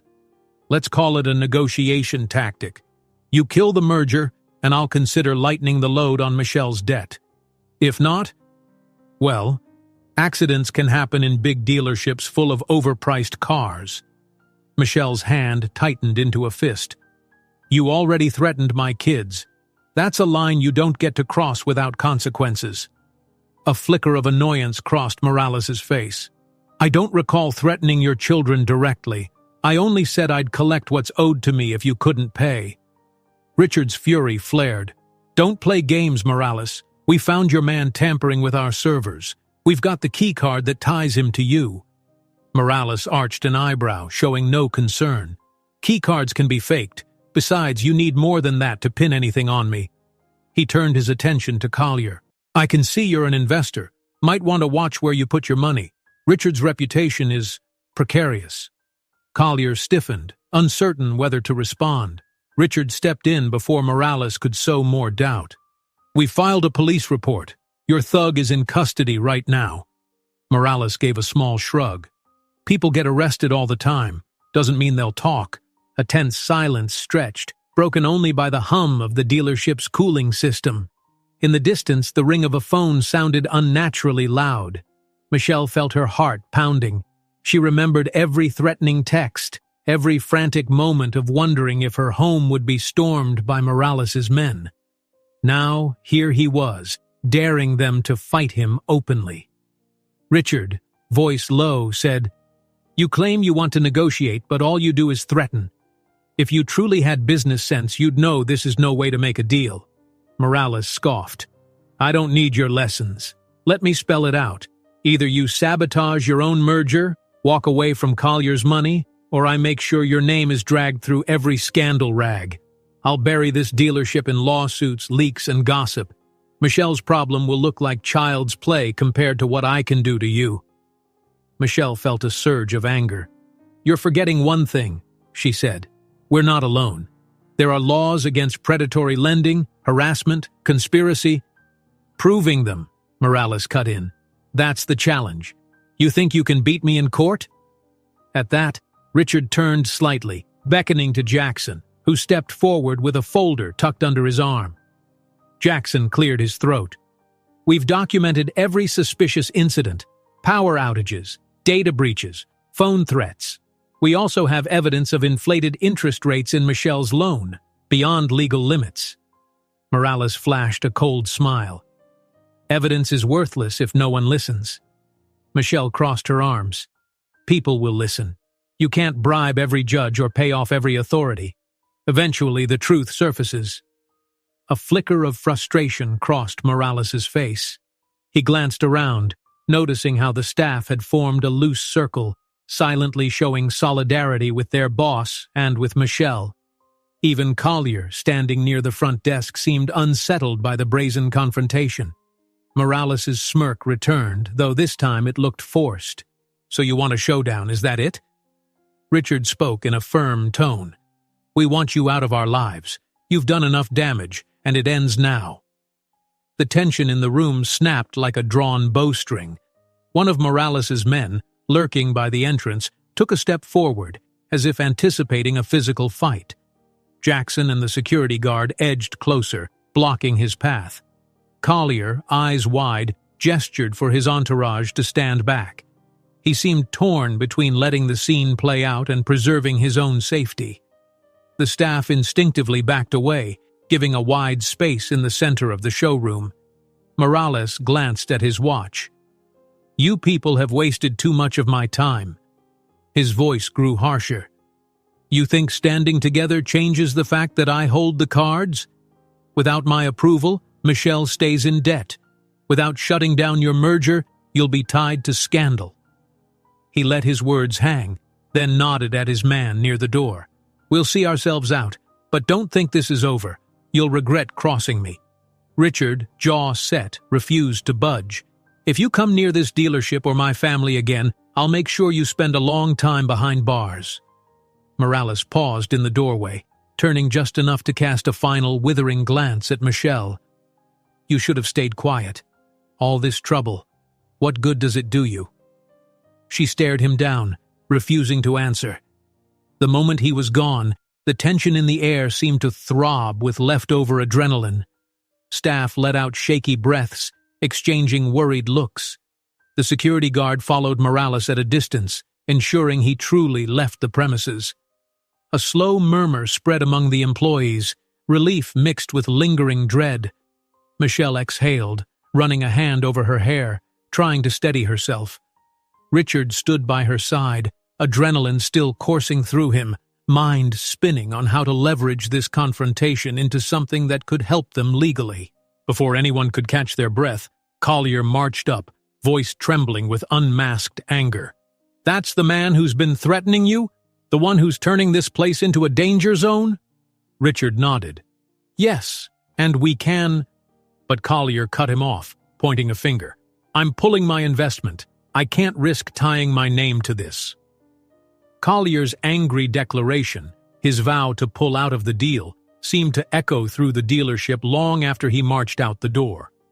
Richard stood rooted to the spot, trying to keep his composure under the weight of a single crushing thought. Everything he had worked for might collapse. Around him, staff shuffled their feet and exchanged nervous glances. Michelle hovered by the large SUV display, arms folded protectively, her eyes full of concern. He swallowed hard, feeling the dealership's polished floor beneath his shoes as if it might drop away at any second. The sleek cars, once a symbol of his success, looked almost forlorn now. Morales had spread his influence with ruthless efficiency. Sabotage, intimidation, scathing rumors in the press, each played a part in toppling the pillars of Richard's empire. Michelle stepped closer, her voice low. "He really left? After everything you've done to try to reassure him?" Richard gave a tight nod. "For now, yes. Collier's made it clear he wants out. If I can't convince him otherwise, the merger deal is dead." He paused, trying to mask the tremor in his voice. "Without the merger, I might not have the resources to fight Morales the way we need to." She placed a hand gently on his arm. "We'll find another way. Remember, we just uncovered that legal angle that could get rid of my loan debt. If that goes through, Morales loses a lot of his power over me." He rubbed his face, exhaustion settling in. "That's one victory, but it won't solve everything. Morales wants the entire dealership in ruins. He's not just after money, he's out for revenge." Michelle's expression tightened with resolve. "Let's tackle one problem at a time. First, we finalize whatever paperwork we need to cancel my debt. Then, we find a way to bring Collier back to the table, or secure a different investor." Richard glanced around at the employees who had begun quietly returning to their tasks. Their faces showed worry but also loyalty. He realized that for all Morales' threats, his staff hadn't abandoned him. If they still believed in him, maybe Collier could be persuaded too. "We'll need evidence, Michelle. Proof that Morales has done more than just offer a bad loan. We need to show that he orchestrated sabotage to force my hand." She nodded. "We have to move fast. His men already got into the servers, and they've been intimidating me for weeks. Who knows what else he has planned?" They fell silent as Allie approached, a stack of documents in her arms. Her usually calm expression was drawn tight with stress. "Richard, Jackson and I have been working on the final petition for Michelle's loan case. If the judge sees these interest rates and hidden fees, we can ask for an immediate injunction on any collection attempts." Michelle's eyes brightened with hope, though her voice shook a little. "Can we file it right away?" Allie nodded. "We're scanning everything now. Then we'll send it to a contact I have at a local firm. They might push it through quickly." Richard exhaled, feeling a slight loosening of the knot in his chest. "That's good. Thank you, Allie." He looked at Michelle with a flicker of a smile. "It's a step in the right direction." The momentary relief was cut short when Jackson hurried in, phone in hand. "I just talked to Collier's executive assistant," he said, out of breath. "His partners at the investment firm saw the commotion earlier, and they're spooked by the security risks. They're planning an emergency vote tonight to fully withdraw from the merger." Richard's heart sank. "So the meltdown is happening now?" Jackson nodded, cheeks flushed. "They might be gone for good unless we give them some reason to stay." A surge of desperation flared in Richard. Overcoming sabotage was one thing, but reversing a unanimous decision from Collier's partners seemed impossible. He glanced at Michelle, remembering the two boys waiting in the staff lounge, how they looked at him with a quiet, shy hope. Then he pictured the employees who counted on him for their livelihoods. He inhaled deeply. "Jackson, set up a conference call with Collier's board. Right now, if possible. Tell them I have crucial evidence about Morales that changes everything." Jackson's eyes widened. "We don't exactly have that evidence yet, do we?" Richard's jaw tightened. "We have enough to show them we're fighting back and that Morales is behind the sabotage. Even if it's not conclusive, we can lay out the truth. Maybe they'll hold off on withdrawing until we can present a full case." Jackson nodded, already dialing. Allie excused herself to finish scanning the loan documents. Meanwhile, Michelle stepped closer to Richard. "I'll go check on the kids," she said softly, "but let me know if I can help with the conference call." He squeezed her hand in a silent thank you, watching her walk off. A swirl of emotions pulsed through him: gratitude, guilt for the ways he'd hurt her in the past, and an urgent protectiveness that fueled his determination. Morales had wreaked enough havoc. This had to end. Minutes later, Jackson re-emerged. "They agreed to hear you out. They have about 30 minutes before their next meeting. You can speak to them via video call in your office." The news propelled Richard into motion. Together they hurried to the office. Through the glass door, Richard could see the reflection of half a dozen staff members anxiously hovering nearby. The sense of unity was palpable. Every person wanted to see him succeed, if only to maintain a lifeline for their future. He closed the door behind Jackson, stepping to his desk and checking the laptop camera angle. The screen showed a waiting room for the conference call. Each beep of a new participant entering felt like a countdown. When the final beep sounded, the faces of Collier's board members, stern and apprehensive, filled the screen. Collier himself sat at the center, arms crossed. "Richard," Collier said by way of greeting, "this had better be worth our time. We're close to finalizing a decision to withdraw." Richard cleared his throat, maintaining as steady a gaze as he could. "I understand your concerns," he began, voice firm but polite. "Let me state this plainly.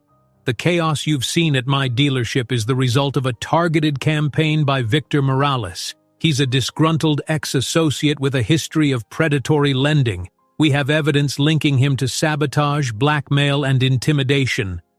One of the board members, a middle-aged man with glasses perched on his nose, raised a skeptical eyebrow. "Evidence? We've heard a lot of hearsay. Show us something concrete." Jackson stepped in with scanned documents, sharing his screen. "Here is the key card recovered from one of Morales's men, arrested on our premises. We also have these files that demonstrate abnormal loan practices Morales used to entrap an individual who's connected to Mr. Richards' personal life. The police are investigating further, but we believe it's enough to prove that Morales is actively trying to undermine the dealership. Collier's gaze flicked over the documents.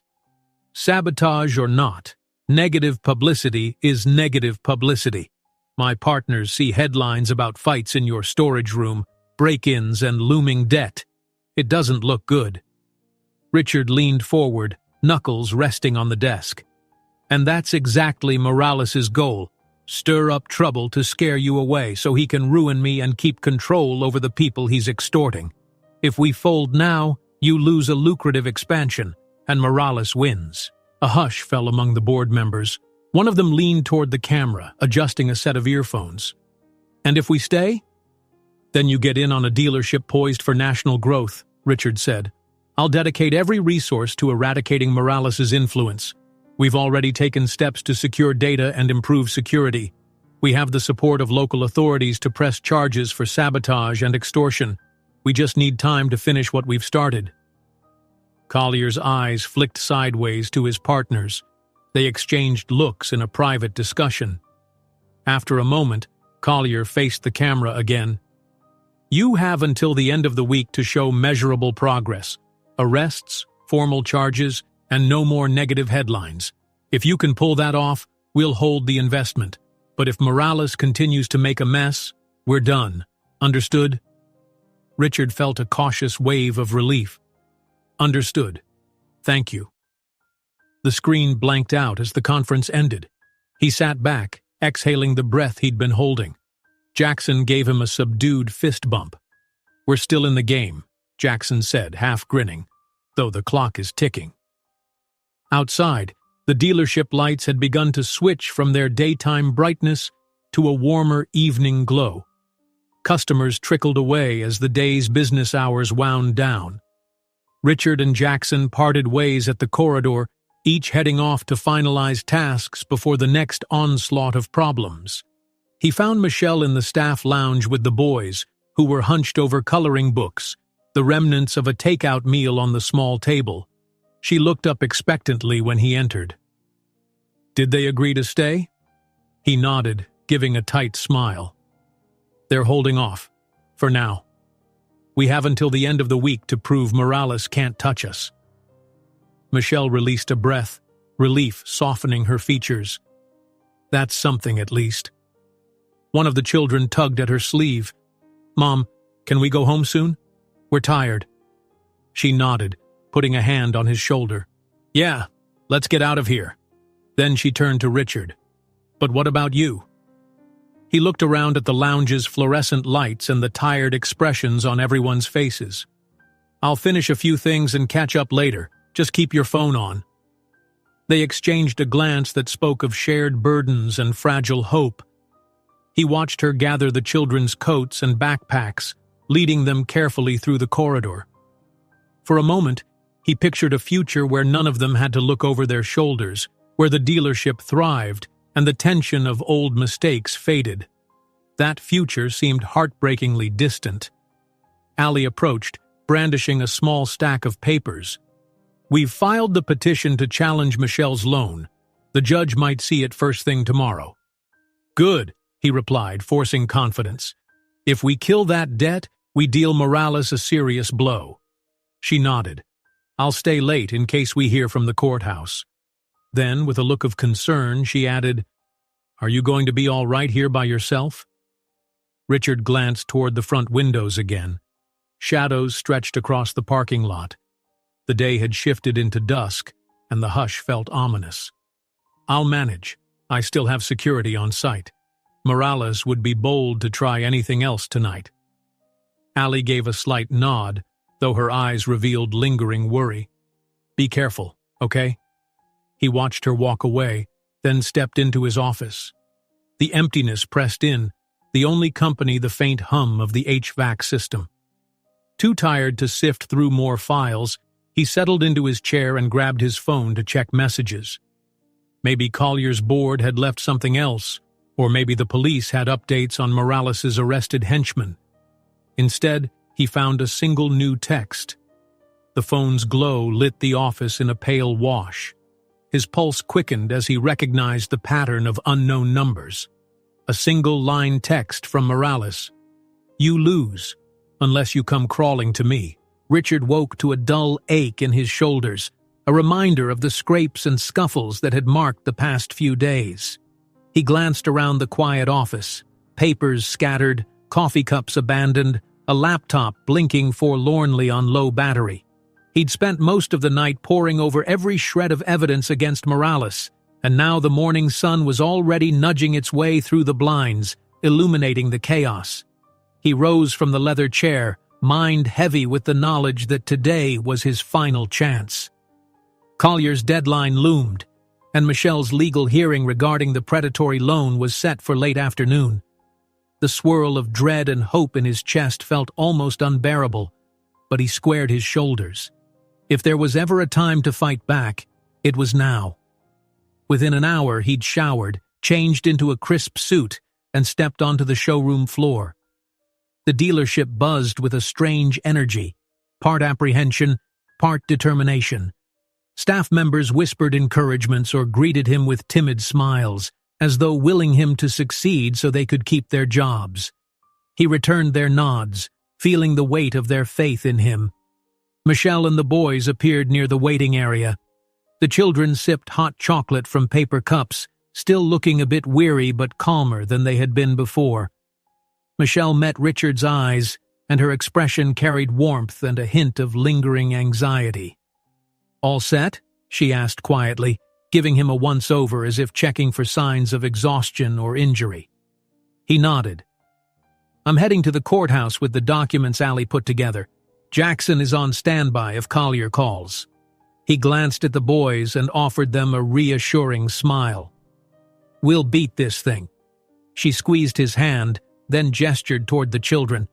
"I'll drop them off with my neighbor for a couple of hours. She's offered to help watch them. Then I'll meet you at the courthouse." He leaned in, pressing a quick, gentle kiss to her cheek. The moment felt both startling and natural, a reminder of the closeness they once shared. He whispered, "We'll get through this." She nodded, eyes shining with hope, and led the boys away. Richard watched them go, heart twisting with a fierce determination to protect them from Morales once and for all. Soon he was driving across town, the cityscape rushing by. His phone buzzed intermittently with updates from Allie and Jackson. One text in particular made his heart skip. "Collier is still on the fence. Wants proof Morales is contained." Proof. That was the crux of it all. Without something definitive, the investor might pull out for good. At the courthouse, he navigated a maze of hallways until he arrived at a small, fluorescent-lit room set aside for Michelle's hearing. She was already seated at a long wooden table flipping through files. When she saw him, relief softened her features. "Allie said the judge might hear our motion to nullify the predatory loan," Michelle murmured.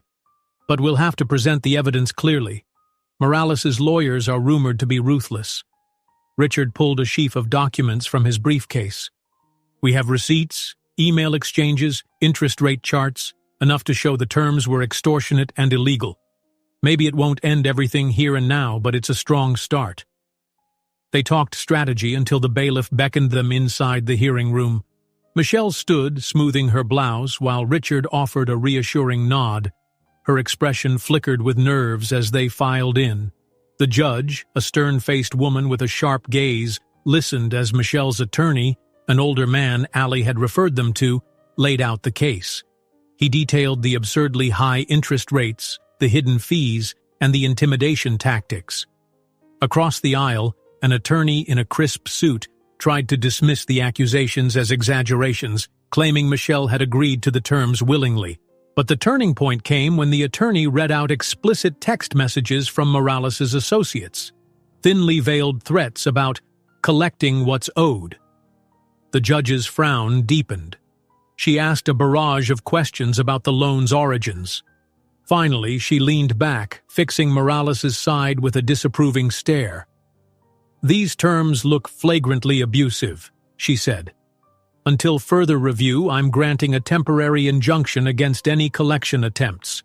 Ms. Michelle Reynolds, You are shielded from enforcement of this loan while we investigate the legality of its contract." A stunned hush fell over the room. Michelle let out a breath, tears glistening in her eyes. She turned to Richard with trembling relief. It wasn't a full resolution, but it effectively freed her from Morales's financial grip for now. Outside the hearing room, Michelle's attorney shook Richard's hand. "Congratulations. With a little more evidence, the entire loan could be voided. Morales will have no claim at all." Michelle hugged the attorney briefly, then turned to Richard. "We did it. At least for now." He squeezed her hands. "That's half the battle. Next is Collier." They left the courthouse to find Allie waiting, phone clutched in her hand. Her expression was a mix of triumph and urgency. "I heard about the injunction. Amazing news. But you need to get to the dealership. Collier is on his way. Something about wanting a face-to-face meeting with you." Michelle tensed. "Is Morales going to try something else?" Allie shook her head. "If he is, he'll have to be fast." Because Collier sounded almost optimistic. He must have heard about the court ruling. Maybe it's enough to tip him back in your favor. A flicker of hope sparked in Richard's chest. "Let's not waste a minute." Together, they rushed through the city once more, returning to the dealership under a sky thick with rolling clouds that threatened rain. The ominous weather seemed strangely fitting for such a pivotal moment. They found Collier standing near the main entrance, arms crossed as usual, but there was a different energy about him. Less hostility, more restrained curiosity. Several employees looked on from behind glossy cars, their faces reflecting cautious anticipation. Richard approached, Michelle at his side, while Allie hovered in the background, ready with documents if needed. "Collier," he said, greeting the man with a calm, direct tone. "Thank you for coming." Collier didn't respond immediately. He swept his gaze over the dealership, over staff who'd paused in their tasks, over the faint scuff on the floor from where Morales had once stood, and over the protective circle that seemed to form around Richard. Finally, he spoke. "I heard you managed to neutralize the loan issue for your ex-wife." Michelle stepped forward. "The court issued an injunction. Morales can't use that debt against me anymore. He's losing leverage." Collier gave a tight-lipped nod. "I've also been in contact with the police. They say there's a strong case building against Morales for the sabotage, the break-ins, and even blackmail. It seems you're tying up the loose ends." Richard exhaled. "Exactly. We're making progress. Enough to prove Morales isn't the unstoppable threat he pretends to be. If you'll give the dealership one last chance, we can finalize the merger on schedule." Collier glanced at his watch. "I convened my partners this morning. They were divided, but I asked them to hold off on voting until I spoke to you in person. Show me you're serious about corporate responsibility and stability. Show me you can handle adversity without falling apart." Without missing a beat, Richard beckoned to Allie, who promptly stepped forward. "We've reinforced our security systems and launched an internal review to ensure no further sabotage. We're also doubling down on transparent finances. Each partner in this merger will have open access to any relevant data." Allie's voice was clear, professional. Collier studied her for a moment, then turned to Jackson, who offered a nod. "Morale among our staff is improving," Jackson said. "They see that management is fighting back, not giving in." A pause stretched. Then Collier drew a deep breath and extended his hand to Richard. "All right, you have yourself a merger." A collective ripple of relief passed through the watching employees. Richard couldn't help but smile as he grasped Collier's hand in a firm shake. "Thank you," he said, meaning it deeply. "You won't regret this." Michelle's eyes sparkled with tears, a mix of joy and release from the tension that had clouded every waking moment. She turned and saw the boys peeking out from the staff lounge, curiosity etched across their young faces. With a gesture, she waved them over. They hurried to join her, glancing between Richard and Collier with wide-eyed wonder. Collier, clearing his throat, addressed them in a slightly gentler tone. "I should mention something else. I spoke with some of my advisory members about starting a philanthropic wing tied to family safety and community outreach. Watching how your family was targeted by Morales opened my eyes to a bigger responsibility. If we're going to invest in your dealership, we want to invest in the people, too. Richard felt a lump rise in his throat. That's incredible, he managed, realizing that his once purely business-focused dream was evolving into something that could genuinely help others. Collier gave a small nod. We'll talk details soon. For now, let's finalize the paperwork and then see if we can't celebrate this victory. As he strolled off to make a call, the staff erupted in cheers and applause. The tension that had weighed everyone down began to melt away. Jackson pumped a triumphant fist in the air, while Allie dabbed at the corner of her eye with a tissue, trying to maintain composure. In the midst of the excitement, Michelle turned to Richard, tears shining. "You did it. After all this chaos and uncertainty." He tucked a strand of her hair behind her ear. "We did it. You, me, the boys, Allie, Jackson, everyone who stood up to Morales." She smiled, and the children rushed in, hugging them both. A swell of emotion washed over Richard. For so long he'd seen his dealership as the crown jewel of his ambitions, a testament to how far he'd come. But right now, the only thing that mattered was the warmth of his son's arms around him and Michelle's relieved laughter close by. An hour later, staff members gathered for a spontaneous celebration. Richard decided to mark the occasion by unveiling a brand-new family-friendly SUV, the one Michelle had initially come to purchase. At his signal, the protective cloth was pulled away, revealing the sleek lines of the car glinting under showroom lights. The children raced over, climbing inside with elated giggles. Michelle joined them, eyes alight. "This is the best we've all felt in a long time," she whispered, voice thick with emotion. "Thank you." Richard opened the driver's door with a flourish, gesturing for her to hop in. She laughed and the boys cheered as she slid behind the wheel. For a moment, the dealership's glossy surroundings faded into the background, leaving only the beaming family. Collier, returning from his phone call, watched from a respectful distance. He gave Richard a nod that seemed to say, "This is what it's all about." Richard's heart felt overwhelmingly full. He reached into the back seat, ruffling the boys' hair. They erupted into playful laughter, free at last from the fears Morales had stoked. Michelle looked at him over her shoulder, her smile radiant. All the trials and losses seemed distant now, dwarfed by the sheer relief of having survived and come out stronger. He stepped back, letting the scene soak in. After a lifetime of chasing success, building an empire that had nearly cost him his family, he realized something fundamental. None of his achievements mattered without these bright, hopeful faces in front of him. Gathering everyone's attention, he placed a hand on the SUV's open door.